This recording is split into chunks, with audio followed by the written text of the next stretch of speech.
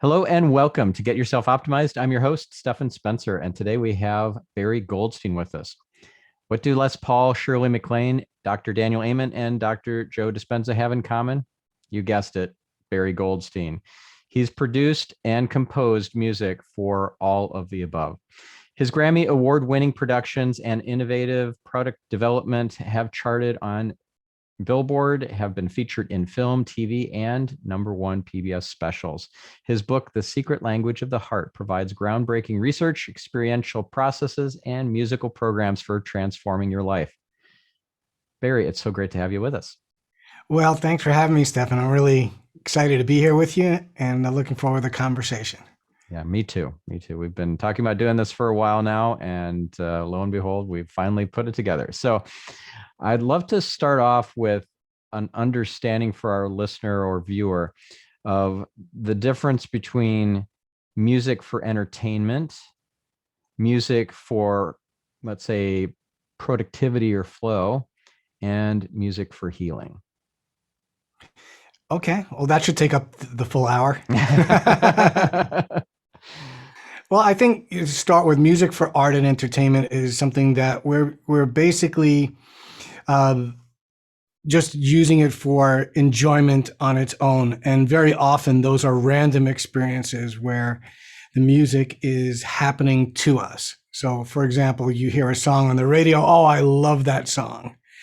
So that's music for art and entertainment, or you're listening to music within, a film or TV or any of the above, where it becomes used for productivity and flow is where we begin to use it beyond that and we begin to navigate it ourselves as a tool for energetic management. So I call this becoming the DJ of your life, because just as a DJ programs different music for different parts of an event, that's how you can program your life as well. So, the DJ, when you come into a wedding, is very often very calm music to allow us to socialize. And it's played at a certain level, it's creating a comfort level, it's soft.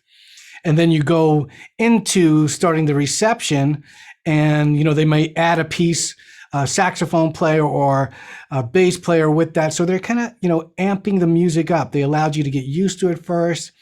Now they're using it to bring you into a new place.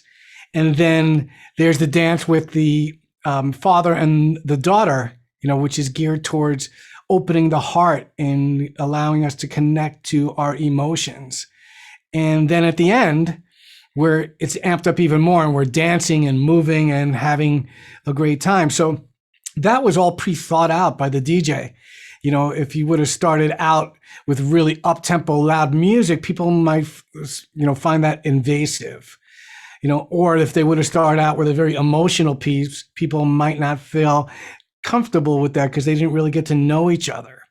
So it's the same thing in our lives. We can plug in music at specific times of our day to navigate our emotions and to increase that productivity, to increase focus, to bring us to more relaxed states for sleeping challenges.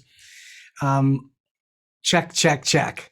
Right. And then for healing, that's another whole area.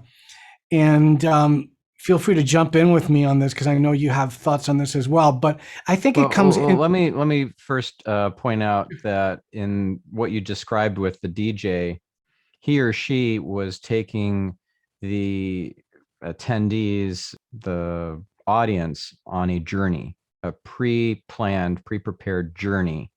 And he or she also, if they're good, is calibrating to the emotions of the audience and to whatever is going on in the environment.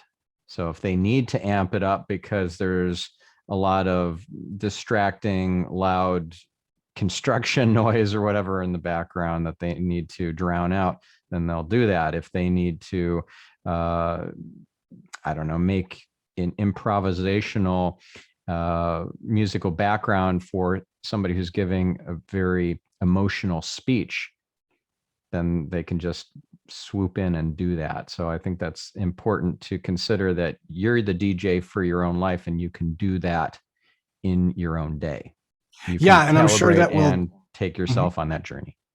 Yeah, and I'm sure we'll dive deeper into that as well. But it starts with asking the right questions. So if you start from the premise of asking yourself, where am I now emotionally? Where do I want to go?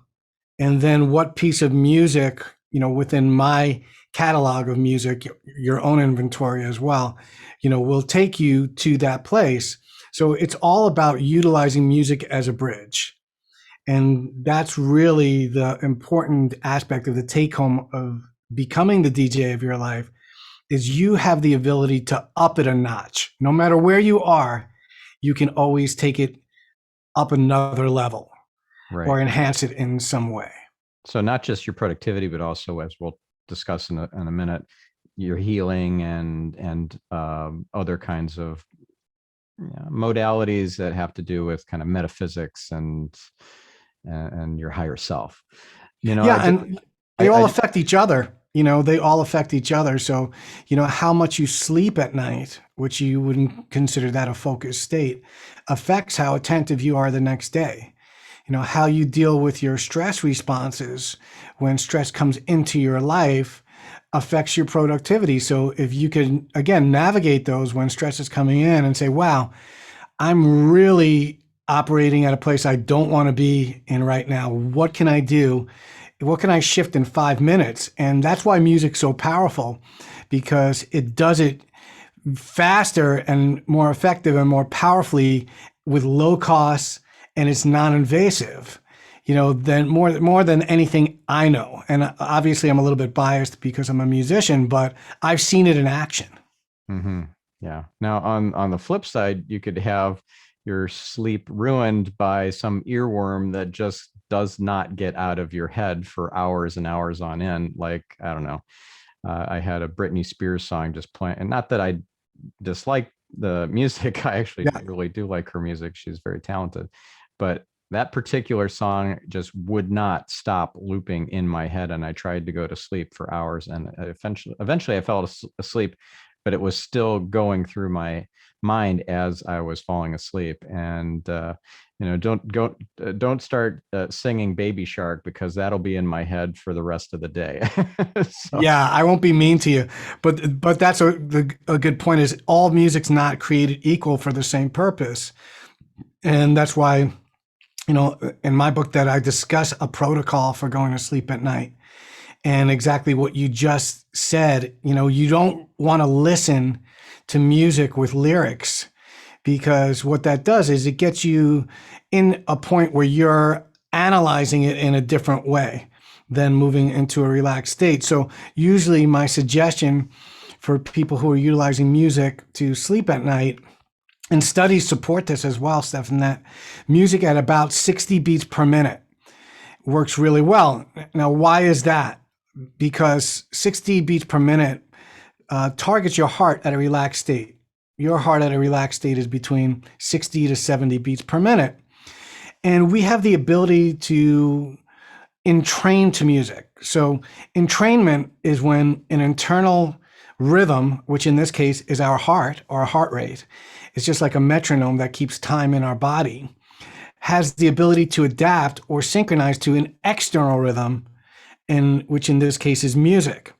So just having music on at that tempo, and if you put it on about an hour before bedtime, you start to breathe differently. So your breathing starts to kind of adapt to that ebb and flow. And you slow down and you move to what's called the parasympathetic state. So this is a perfect bridge to go to sleep at night, because you're moving your heart into more smooth and orderly rhythms, which we call heart coherence. And as your heart's moving into more coherent states, we're finding out now through research as well that when you move to these coherent states, that your brainwave patterns also slow down to more conducive states to bridge to sleep. So normally we're in high beta, brainwave patterns, in our normal thinking day. That's when you're focused, attentive, and you also might be dealing with, stresses and challenges that come into your life. When you're sleeping, you're in delta. So a lot of us go from one to the other. You're listening to that Britney Spears song before bed and you're up, or you're on Facebook or Instagram, or you're writing your newsletter and your brain's still going. So if you utilize music in that way, where you're bringing your heart to relaxed rhythms and your brainwaves are now moving into alpha brainwave patterns, you're going to go to sleep faster and stay asleep longer, because you're using, again, music as a bridge to move to those coherent heart and brainwave states. And they found that, if you do this over a period of time, that it goes onward. In other words, it's just not that day. It has enhanced effects, months ahead of time if you keep doing that. Yeah, that's awesome. I'm going to try some music listening to help with my sleep. And I'll send you a great piece for that. So I have a piece called Genesis. It's called Ambiology 6 Genesis. And that sounds cool. Yeah, I'll send it to you. That's how I met my wife, Dr. Denise Warden. She was using my music to help her patients with insomnia. So, I always tell people as a joke, but it's not that funny anymore. When I started doing music, if you would have told me that I would be putting people to sleep every night, I would have considered that very insulting, because I was, a rock musician, still am, a pop producer as well. And now with, 75 million people alone in our country diagnosed with insomnia, and that's climbing more, it's actually a privilege to be able to help people in whatever way we can with getting to sleep and moving into more relaxed states. Yeah. You're helping heal the planet. Yeah. And it starts with us. It starts with each of us. Yeah. Beautiful. And I'll include links to these different resources. If you mention books or music tracks or anything like that, we'll include all that in the show notes for this episode. Okay, great. Yeah. And there are no coincidences. And coincidentally, your wife's episode on the show just went live today as we're recording this. So, great. Yeah, that was a fabulous episode. Really, really inspiring and helpful to our listeners. So I'm sure she's like a wealth of information and really does a great job at bridging conventional and alternative medicine. So yeah, she does. And spirituality too. It's beautiful. Absolutely. Yeah. So and I didn't want to negate your third part of that question. So if you want to come back to let's circle back now to that, to the and I will mention before we do that Will Henschel was a guest on this podcast a while back. He's the creator of Focus at Will, and we talked a lot about streamline music that doesn't have lyrics, to get into alpha brainwaves, into a flow state, so that you can get 5 times as much work done in the same period of time. And so if that interests you, listener, definitely check out that Will Henschel episode. So let's talk about the whole side of music as a healing modality. I would love to. So for me, it starts with really identifying and defining healing, because it's really not the same for all of us. We all have different definitions of what that may be. When I'm looking at healing or talking about healing, I look at not just the physical body, but I'm looking at 4 pieces of the pie, which is physical, mental, emotional, and spiritual. So for instance, if you listen to a song that reminds you of your mom who passed away, and all of a sudden you realize when you're listening to that song that you start to cry, and you begin to release grief that's been held in your body that you didn't even know about on a subconscious level. So what's happening is you're releasing a block of some kind. Would you agree with that? Yes, for sure. Yeah. So I like to simplify things. And for me, that's where healing starts. That's how I define healing. So anytime you can release a block of some kind, either in the physical, mental, emotional, or spiritual bodies, then a healing has occurred. And if we look at it that way, then most of us have had a healing occur when we've listened to music or sound or vibrations of some kind, because we're releasing blocks. And that might happen in a mental area too. Just like you read a book and you can have an aha moment and it changes the way you think about something. You're like, oh my God, I can't believe I've been thinking this way for my whole life. And then you read something and go, wow, that just completely changed everything I know to be true. That can happen in a song, in a very powerful lyric, or even in chanting.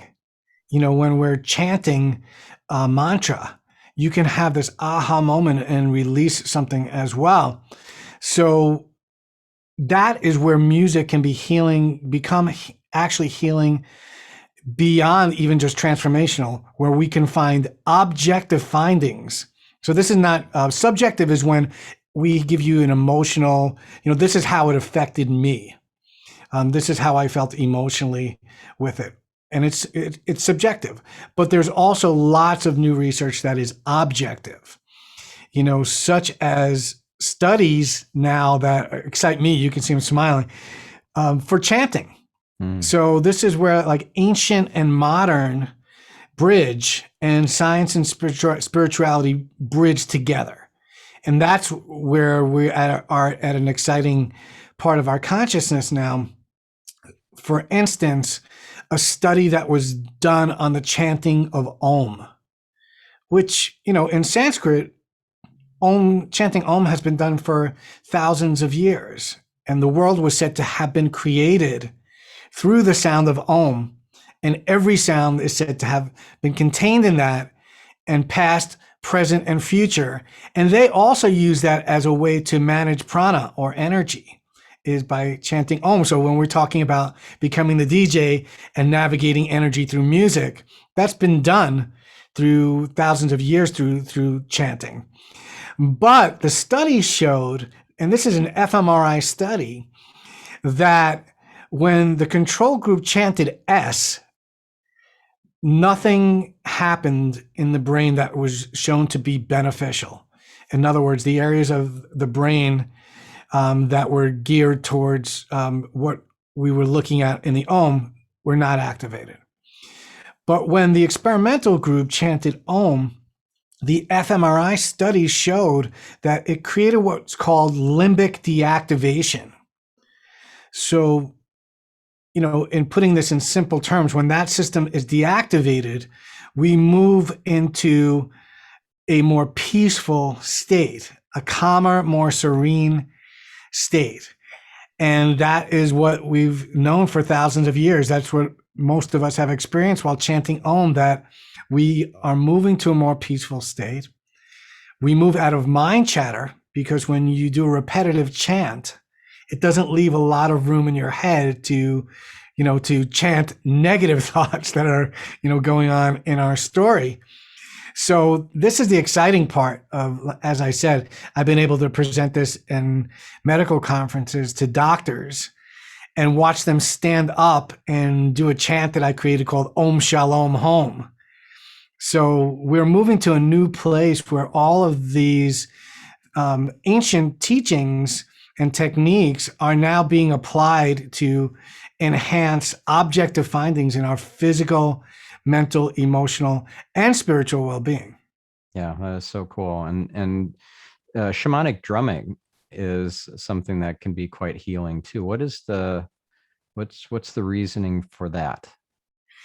I'm glad you brought that up, because there's lots of new things with that as well. Well, I mean, originally the drum was used as a form of communication. And it's thought that it replaced, like this, they're communicating like this, that it's easier to pick up and bang something and communicate that way. So it was as a form of communication, and also, between villages as well. So if you were going to war, you bang the drum. It was used in ritual and rites of passage. So the drum was used in ways as ritual. And that's really the essence of shamanism, is to create movement of energy through ritual. So how we're utilizing that now in modern times, in drumming circles, that there's some great studies, and one of them is through Remo. If you write that down, I think it's REMO or RE. Yes, it's REMO. The studies that were done, Remo is a company that creates drums and drum heads. And so they did a lot of studies that were geared in drumming in corporate America. And they were able to show that people moved to more relaxed states, less anxiety, and less depression when they were doing group drumming sessions. And in addition to that, some newer studies show that when we're drumming in conjunction together, that our heart rates can actually move into group synchrony.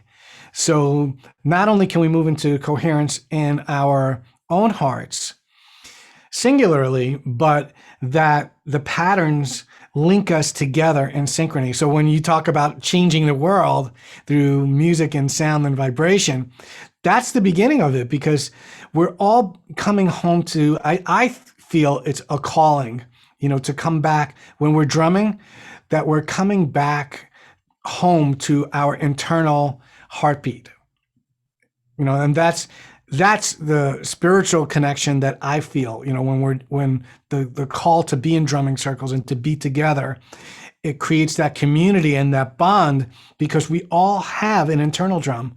And when we're doing that together, we're synchronizing, it brings us together in community. They're also showing in PTSD veterans that literally in a 40-minute soft drumming sessions, they were able to double the amount of alpha brainwave. So that's the more relaxed, attentive states. And also it's a bridge to our creative states as well. So drumming is a great way to really, if you want to start your journey with sound and vibration, the drum is just a great way to do that. Yeah, I remember there's a quote. It goes something like, we're all just on our way home, or something like that. Do you know which quote I'm talking about? I think it might be Wayne Dyer. We're all just trying to find our way home, or whatever. Something along those lines. I found that really beautiful, that this experience that we're having of life, another Wayne Dyer quote is, we're not human beings having a spiritual experience. We're spiritual beings having a human experience. And that's right. If we're on our way home, our home is, in the heavens and in the non-physical, then what we're doing now is finding our way home collectively. Yeah. And I mean, while we're here in physical form, I think of our home and our physical body as being our heart. And, we've heard that many times. And you're saying the higher heart, like the energy center, the chakra, and not the actual heart of the beating heart physically. Well, we're seeing more and more that it's both, so both, okay. Yeah, so the Institute of Heart Math has done studies that are geared towards the physical heart, but when we're talking about the heart, we're talking about our emotions as well. And what they showed was that when you move into an elevated emotion, such as kindness, compassion, gratitude, that when you're in these states, your heart and your heart rate are beating in smoother and more orderly patterns. So connecting with that heart chakra, so to speak, again, the ancient, right, connecting with that modern, is connecting with the science where we're showing that affects our physical heart and also our heart rate variability. And, a lot of people who watch your show who are corporate based, this is going to be of interest to them, because if they can stay in those more positive emotions, and more creative states, and stay away from the anger, the frustration, where your heart is in incoherent rhythms. It's not beating smooth and steadily as it does when you're in gratitude, compassion, your creative state. That your heart rate variability improves when you're in those states of compassion, kindness, creativity. And improving your heart rate variability is a marker for your overall health. So that's going to improve productivity. But in addition to that, it's also your resiliency. So your heart rate variability is a measurement of how you deal with stress, how adaptive you are to that when stress comes into your day or a challenge comes into your day. How do you deal with that?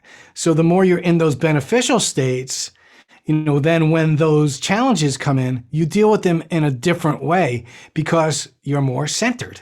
Yeah. So again, my understanding of HRV, heart rate variability, is that the more you have the variability, the longer you'll live and the healthier your heart and your overall physiology, because your heart is not supposed to work as hard when you're breathing out versus when you're breathing in, that you're processing the oxygen that you're intaking, and your heart is having to work harder to do that.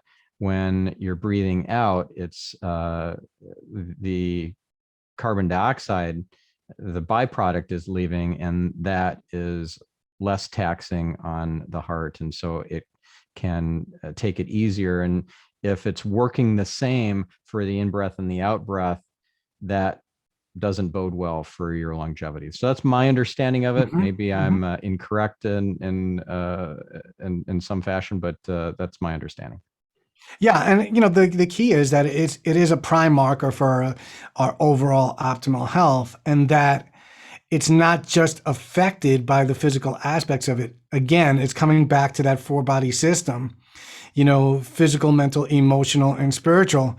So if you have a mental story going on in your brain and that is creating stress in your body, it's not just a mental thought is going on. There's other things that are happening in your body now because of that. You're producing stress hormones. Your heart rate's changing. There are things that are going on that affect the physical. So that's the relationship. When you said, were we talking about the physical heart or the energy center of the heart or the chakra? And that's where, again, the spiritual and the physical bodies intertwine. They're all related. Yeah. Now, where does binaural beats and hitting certain frequencies, certain numbers of hertz and so forth, where does that fit into the picture here?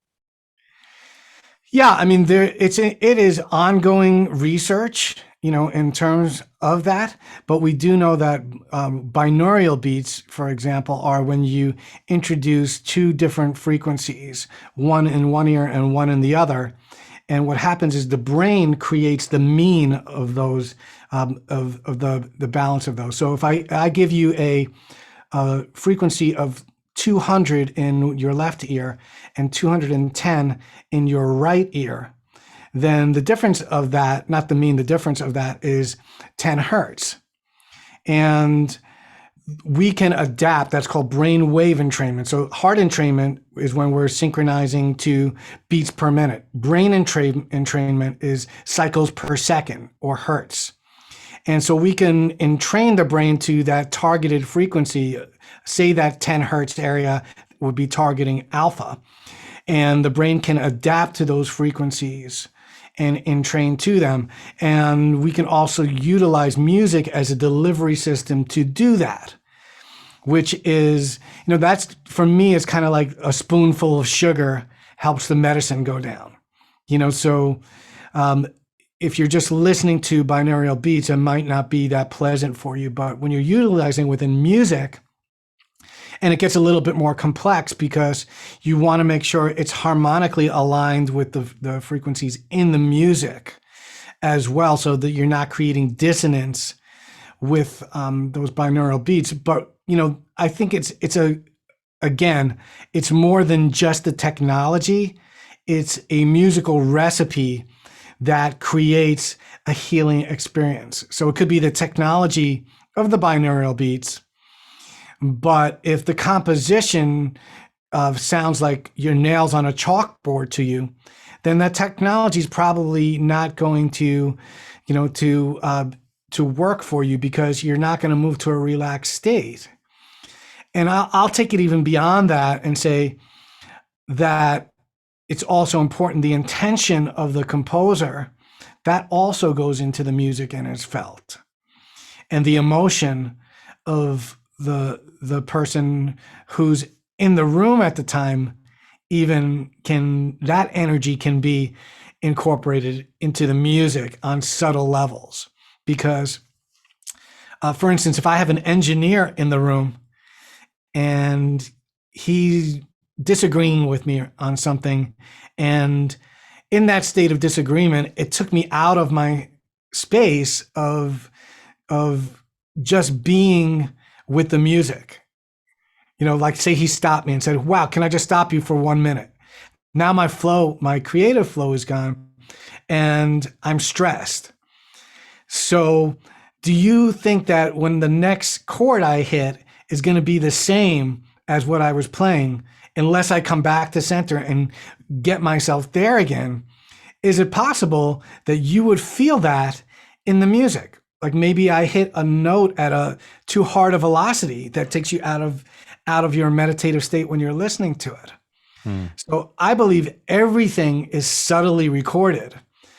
And that is why I also think that it's more complex than the conversation that's going on, not just in the scientific world, but also the spiritual and metaphysical community as well.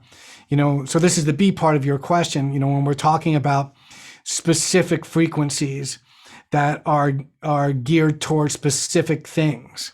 Yeah, and I want to just jump in here and say that from a physical kind of scientific standpoint, what you're saying of the intent and the kind of vibration that you're in emotionally is reflected in the music, even very subtly.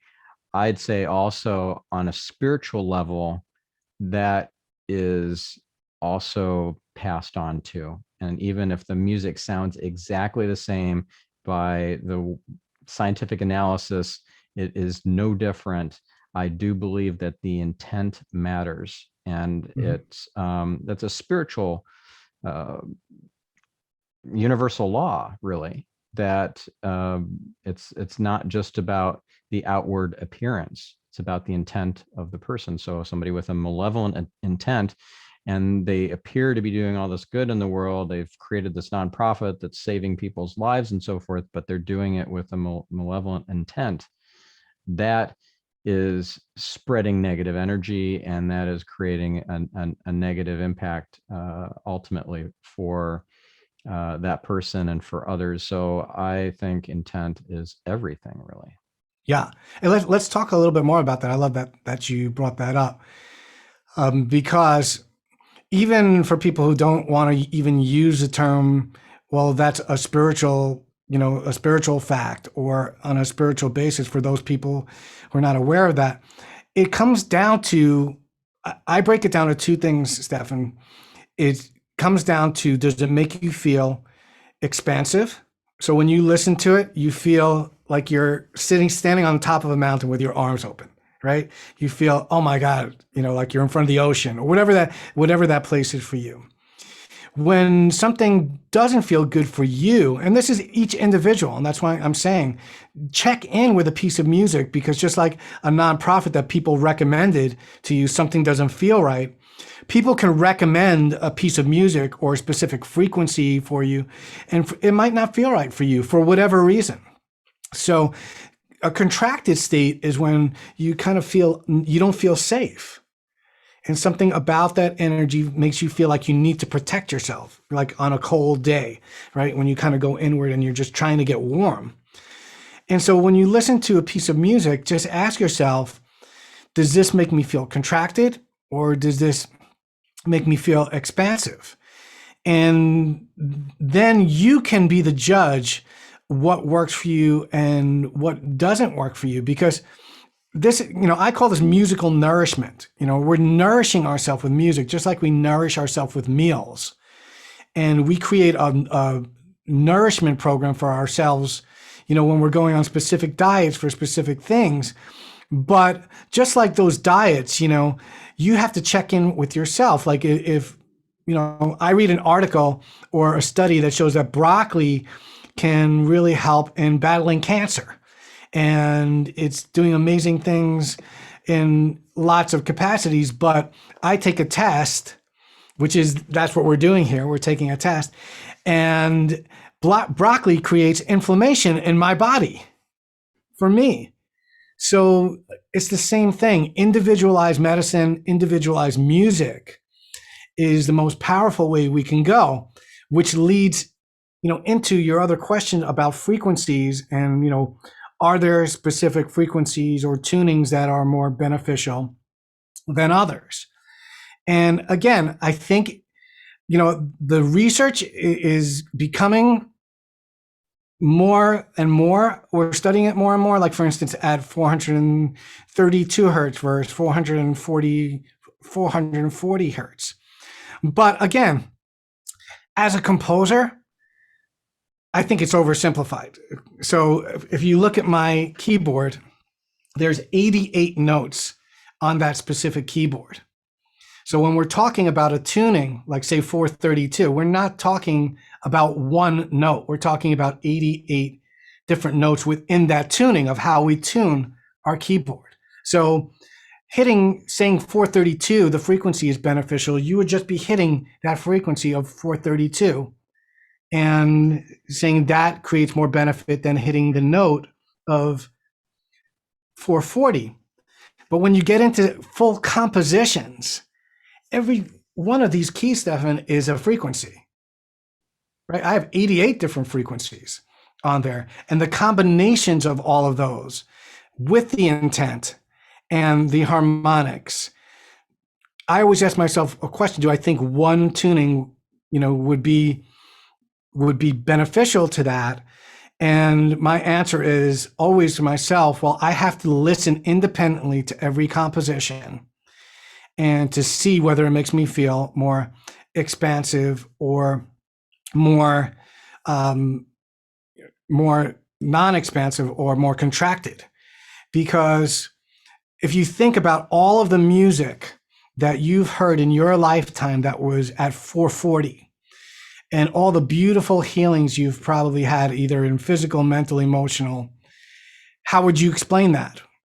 If 440, was generating what many, of the urban legends, you can read into a lot of what it says is perpetuating and how it was generated. I think in general, humans want to find a panacea for things. We want to find something that's going to work blanketly.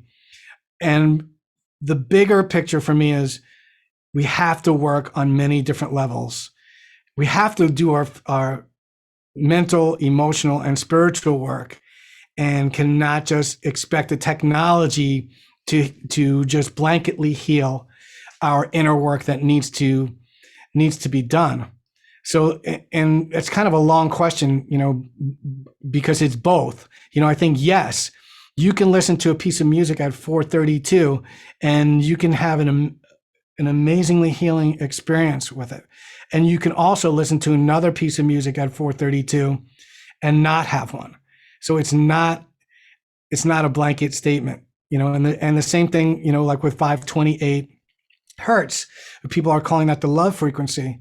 If you listen to a piece of music that was composed at A440 and then tuned to 528, and let's say it had a very negative message in it, so let's say it was just a dark energy in there. Do you think the tuning alone, if that person's intent was to embed that with that negative energy, do you think, and this is a great conversation, that it would change and shift the energy just by changing the tuning of it? Yeah, I don't think so. But I think anything can be transmuted if you kind of send it up to the heavens for transmutation. You can take a negative thought, a negative intent or whatever, and turn it into something positive by sending it up for transmutation. Yeah, but I think it does come back also to the individual work, that that person put into that song, that on whatever level they were at when they put that energy into the work. Part of it that needs to be cleared is from them themselves. Yeah. Yep. That each one of us needs to do our inner work as well. And eventually, we're all coming back to hopefully we're coming back to the same space or the same vibration over, we don't know. Many different beliefs. Is it one lifetime? Is it more than that? Whatever it is, you would hope that we come back to the source of pure energy, at some point in our spiritual evolution. Yeah. Yeah. I have to say that I did not know whether we had multiple lives or if we had just one shot at it. And at one point, I wasn't even spiritual. I was agnostic up until age 42. So this is all a learning journey for me. And yeah, I know without a doubt, for me personally, without a doubt, that reincarnation is very real. And I'm not looking to convince anybody. I just know what's true now, and I can relax into that, not have to be fearful of death anymore, because I'm not, and I'm much more connected now that I see how things work, and how it's always working out for us, and the balancing of everything, and of energies of our karma and across lifetimes. It's really quite beautiful. Yeah, and I think I had said this to you before. It's so beautiful when you see someone coming to their own knowings, whatever that is. And I've had a few conversations with you, and it's just beautiful to see. And I said, your life hasn't really changed that much. I don't know if you remember me saying that to you, because your SEO is still search engine optimization for you. You're just right. It just has kind of taken on another meaning with that as well. And I think, we're all seekers. It's all about the questions that we're asking, just as much as it is that the answers that we're receiving back. And I think that's part of it as well. Yeah, I've heard that the quality of your questions are way more important than the quality of your answers. So ask better questions. That's yeah. a great bit of advice. And the search for it, so, and that goes back to, again, the different frequencies and using different frequencies. I say try all of them, because, as an artist, I play around. I've composed in A440, I've composed in A444, I've composed in A432. I've done things in between where I'm composing to, rife frequencies, to try different things. And I think that's the key, is become your own explorer, become your own sound healer, and just continue asking questions to see what resonates with you, and how you can incorporate that is another thing of, how can you plug this into your life so that it's creating change? Because I think that we acquire a lot of knowledge in our lives, but it's the implementation itself that creates the transformation. So the knowing of it's great, and acquiring the knowledge is wonderful. But when you can actually implement it, and start plugging these things in, chant for 5 minutes in your day, pick up a drum when you're feeling stagnant, or, just go through your inventory of songs and start identify them and putting them in categories of emotions, so that when you want to move into gratitude, you have a playlist for it. When you are in a state of depression, you have a playlist to get out of that. And that's when music really becomes powerful, when you could plug it into a daily program. And speaking of daily programs, there's some really beautiful, amazing meditations that you collaborated with Dr. Joe Dispenza on. to create. And I know it's part of a lot of people's daily routines. When they'll go, for example, on a walking meditation, they will listen to the meditation that you and Joe have created together. And you have a whole series of them. Can you give us some more detail on these? Yeah, I mean, I've been privileged to work with Dr. Joe for over 7 years now.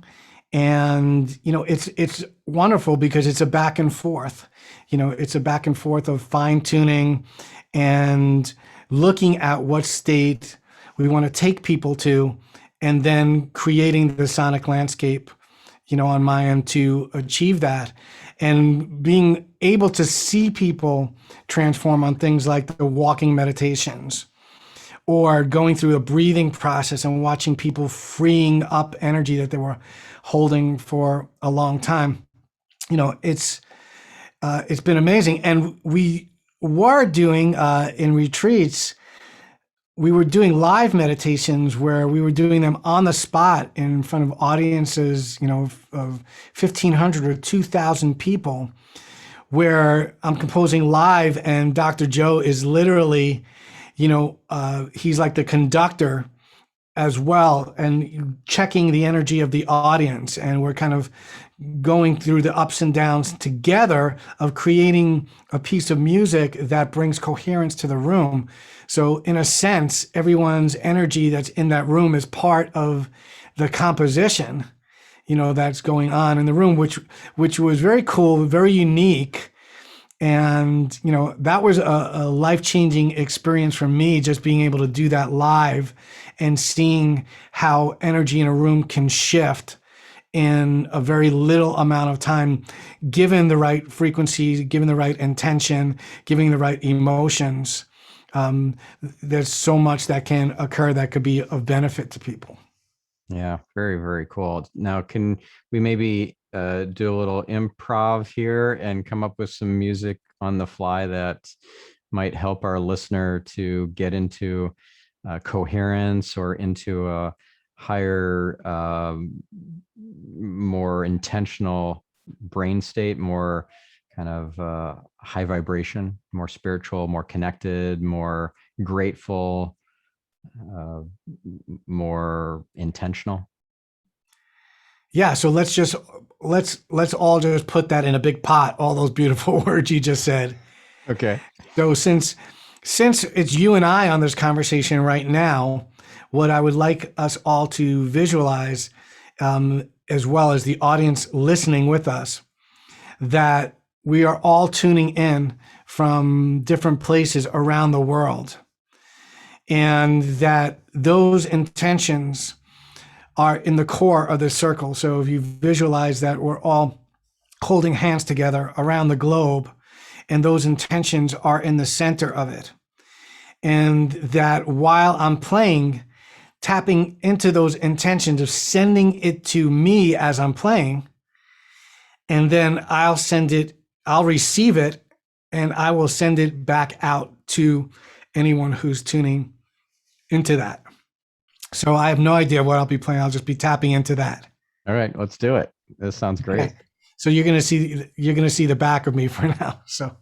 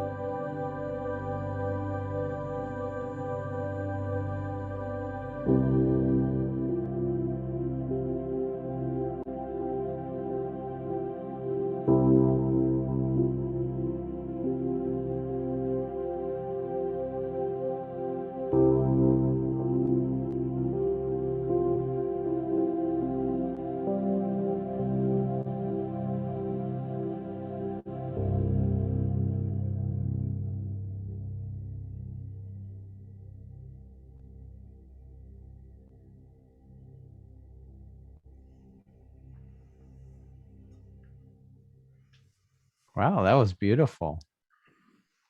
Thank you. You were Something part came of to it. me. Yes, I felt like I was part of it. Something came to me, intuitive hit while you were playing that, about in the middle.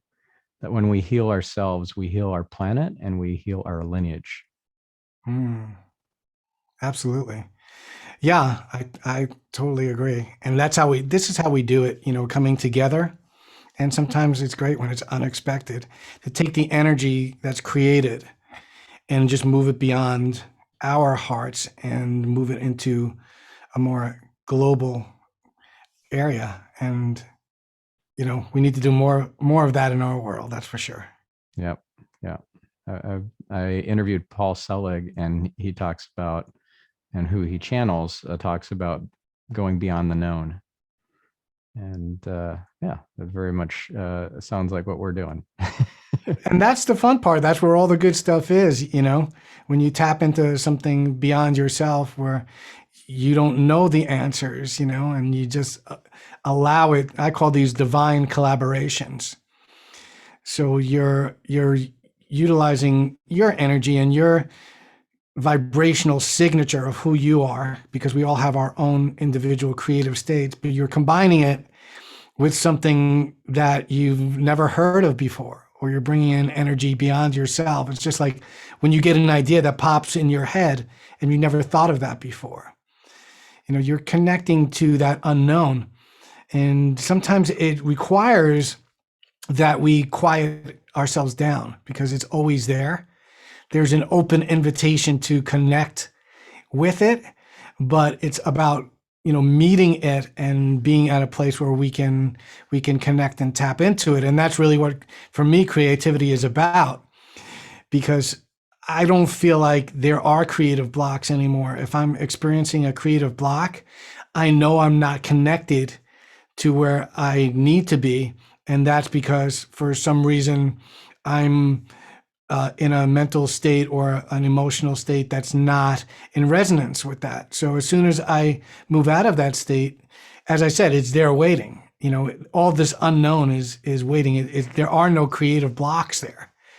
Yeah. And That is even as so. business, Go ahead. okay. I said, even in a business sense, it's not just musicians or artists that I'm talking about when we talk about connecting to that creativity. These are things that when we're looking for creative solutions, creative answers to challenges that are going on in our business. It's not just the artist's, way, which people say, oh, well, I'm not creative. I say bull, because we all have the ability to tap into creative energy. And that just means sometimes thinking out of the box is creative. Yeah. And The Artist's Way, by the way, is a fantastic book. It is. Yeah. And I wasn't even referencing the book, but I mean, I think people in general just think it's just artists or just musicians that tap into that creative energy. And if they're not that, then they don't, think of themselves as creators. Right. We all have intuitive capability. We can all connect to the unseen world and receive guidance, inspiration, ideas, all that. Even if we're in a very, so to speak, boring uh, industry or job. And so if we can trust in our guidance and connect to that, believe in our intuition, then so much is possible. I just finished reading a book called Hiring the Heavens by Jean Slatter. I think that's her last name. It's a short read, 60 to 90-minute read, but it is all about that idea of enlisting divine assistance with whatever you're trying to solve or create. It doesn't have to be a song that you're writing or a movie that you're writing the screenplay for, whatever it could be. Figuring out how to best do your taxes, and Yeah. it's like if you have a committee of angelic specialists at your disposal to help you with your lead generation or with your um, tax minimization or whatever strategy you're working on. it can be hugely beneficial. Yeah, and we all call it different things. And I think that's sometimes where the blocks are, is we move into places of judgment with what other people are calling that. Some people call it the unlimited field of all possibilities. Some people call it the unknown. Some people call it God. Some people call it nature. I think it's very individual, whatever your spiritual practice is, that whatever it may be, even if it's taking a walk in nature, you're tapping into something beyond yourself. I've done that many times where, if I feel that I need to kind of refresh myself or boost my energy, I'll take a walk in nature and listen to the ocean or listen to the birds. And I think for me, that's probably one of the blueprints of how music was created, although we cannot prove this. I think that music, one of the biggest blueprints of the creation was to emulate nature and also to be a bridge to exactly what we're talking about, to be a bridge to move into more spiritual or expansive states. So when we're finding that music that works for us, and we're feeling that expansive state, we're doing it by second nature. And that's when you get the pen out and start writing, and your next book comes through, or your next idea, because you're not thinking. So, yeah. So talk about what would be the best starting point for our listener or viewer in terms of your music and your creations, your book as well. Like where should they start? Is there a particular track or album that you would recommend, or a particular article that you've written or something like that? And then of course, where do they find more, your website and social channels and all that? yeah, so I'll give you a couple of recommendations. One, my book is called The Secret Language of the Heart, which delves a lot deeper into this. It has over 50 studies in it, but it also has beautiful experiential processes to create, heart and brain coherence, and move through different challenges as well, in terms of providing musical prescriptions for different areas that might be helpful to you and your family and your loved ones. Three pieces of music or three albums that I would suggest. So one is called The Heart Codes. And The Heart Codes is actually was composed at A444. And I composed it with the intention of moving back into each one of our own unique vibrations. So each one of us has a heartbeat and a breath, but yours is different than anybody else's. And the heart codes connects you more in the energy of finding that vibration, your own unique vibration. Just listening to it. I place my hands on my heart a lot when I listen to it. I have a breathing process that's in my book called the Heart Song Breathing Process. That's great to do with that. And then I have another CD series called Ignite the Heart. So, Stephan, you've probably heard that if you're doing any of Dr. Joe's breathing techniques. It's much more up, it's more epic, it's more geared towards creating creative energy, sparking energy. So I call that your courageous heart. So I think we tend to think of our hearts very black and white. It's either soft and mushy or not, but we have that feeling, heart of compassion and kindness, but we also have this epic heart, of courage and power and passion. So that will tap you into that energy more if you need a boost in your day, or also you want to feel the drums, you want more chanting and more shamanic vibration in that as well. It's called Ignite the Heart 1 and 2. And then my Ambiology series, there's 6 different albums, is really great for relaxation, meditation. As I said, Ambiology 6, which is called Genesis, is great for sleep at night. So those are the 3 things I would suggest. And do it, plug a piece of music in 3 times of your day, just like you create a meal plan for yourself, and breakfast, lunch, and dinner. Plug a piece of music in the beginning of your day, plug one in for lunch to kind of revitalize your energy, and plug one in at the end of your day to bridge your busy day into restful nights. And just keep asking yourself, where am I now? Where do I want to go? And what piece of music's going to take me there? And you're on your way. Wow, what great advice. I'm going to do that. Yeah, great. Musical meal plan. That's That's it. awesome. Yeah. You're bookmarking your day with great music to help you to get back in tune and in touch. Beautiful. Absolutely. Yeah. And my website is barrygoldsteinmusic.com. It's easy to find me. And I hope to see you again soon, Stephan. Yes. Always love talking with you. And listener, take Barry's advice to heart and come up with something musical to start your day with and to end it, so that you can start it with energy, with enthusiasm, with intention and heart, and then you can end it with something that grounds you and brings you back to center for the nighttime sleep.